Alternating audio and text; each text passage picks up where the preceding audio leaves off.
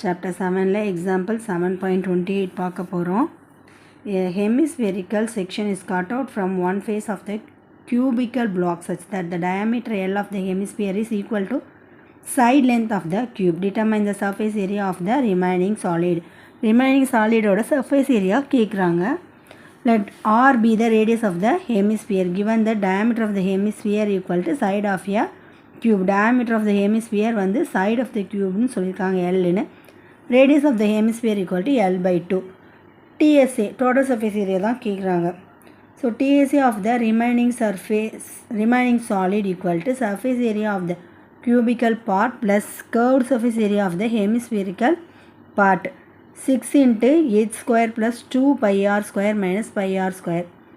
6 into h square plus இதில் 2 pi r square இருக்குது, இங்கே 1 pi r square இருக்குது. ஸோ அது மைனஸ் பண்ணக்குள்ளே pi r square வந்துடும். 6 into L square plus pi into 1 by 2 whole square.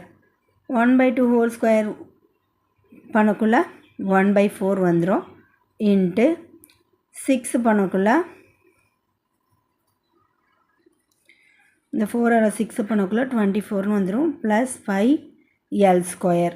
Total surface area of the remaining solid equal to 1 by 4 into 24 plus 5 L square units. இந்த some உங்களுக்கு புரியும்னு நினைக்கிறேன். Try பண்ணி பாருங்கள்.